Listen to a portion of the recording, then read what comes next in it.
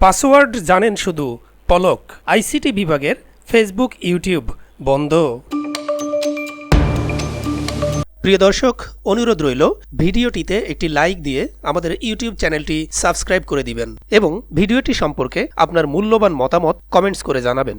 সরকারের তথ্য ও যোগাযোগ প্রযুক্তি আইসিটি বিভাগের ফেসবুক পেজ ও ইউটিউব চ্যানেল 5ই আগস্টের পর বন্ধ রয়েছে। এই পেজ ও চ্যানেলের পাসওয়ার্ড জানেন শুধু সাবেক আইসিটি প্রতিমন্ত্রী জুনায়েদ আহমেদ পলক। 5 আগস্ট আওয়ামী লীগ সরকারের পতনের পর সাবেক মন্ত্রী, সংসদ সদস্য ও দলটির নেতাকর্মীরা আত্মগোপনে চলে যান। ইতিমধ্যে কেউ কেউ গ্রেফতারও হয়েছেন। সাবেক প্রতিমন্ত্রী পলক 6 আগস্ট দেশ ছাড়ার সময় বিমানবন্দরে আটক হন। এরপর 14 আগস্ট হত্যা মামলায় তাকে গ্রেফতার দেখানো হয়। 5ই আগস্টের পর থেকে বন্ধ আইসিটি বিভাগের ফেসবুক পেজ ও ইউটিউব চ্যানেল।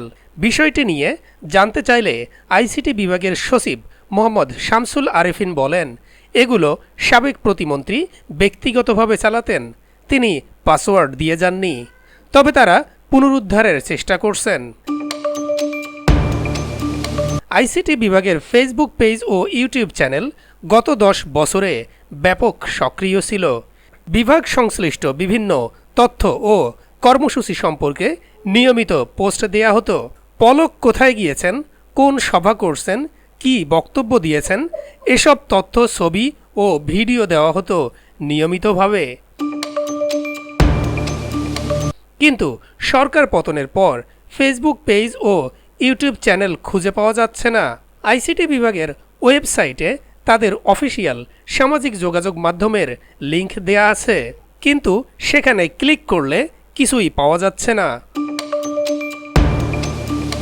সাবেক আওয়ামী লীগ সরকারের মন্ত্রী ও প্রতিমন্ত্রীদের মধ্যে সামাজিক যোগাযোগ মাধ্যমে সবচেয়ে সক্রিয় এবং অনুসারীর দিক থেকে শীর্ষে ছিলেন সাবেক ডাক, টেলিযোগাযোগ ও তথ্য প্রতিমন্ত্রী জুনায়েদ আহমেদ। ফেসবুকে তার নিজের নামেও ভেরিফাইড পেজ আছে, সেটাও এখন বন্ধ। আইসিটি বিভাগ সূত্র জানায়, তাদের অফিসিয়াল ফেসবুক পেজ ও ইউটিউব চ্যানেলের নিয়ন্ত্রণ জুনায়েদ আহমেদের কাছেই ছিল। ঢাকা লাইভ নামের একটি স্ট্রিমিং প্ল্যাটফর্ম ও ডিজিটাল মার্কেটিং টিম আইসিটি বিভাগ ও সামাজিক যোগাযোগ মাধ্যম নিয়ন্ত্রণ করত। ঢাকা লাইভকেও এখন আর খুঁজে পাওয়া যাচ্ছে না, তাদের ওয়েবসাইট ও ফেসবুক পেজ বন্ধ। রাজধানীর কারওয়ান বাজারে তাদের প্রধান কার্যালয়ে গত রোববার গিয়ে তালাবদ্ধ দেখা যায়। সংশ্লিষ্ট ব্যক্তিরা বলছেন, আইসিটি বিভাগের ফেসবুক পেজ ও ইউটিউব চ্যানেল কোনো ব্যক্তির সম্পদ নয়, এটি সরকারের সম্পদ। এটির নিয়ন্ত্রণ ও পরিচালনা সরকারি বিধি মেনে হওয়া উচিত।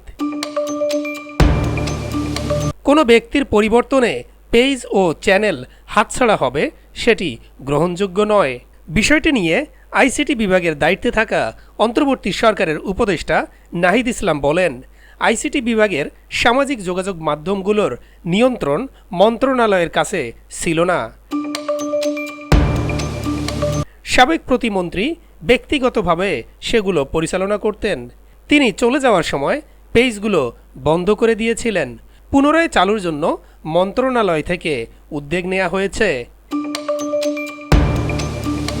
নাহিদ আরও বলেন, যতটুকু জেনেছি ফেসবুক পেজ নিয়ন্ত্রণে নেওয়া হয়েছে, দ্রুতই পেজ থেকে কার্যক্রম শুরু করা হবে।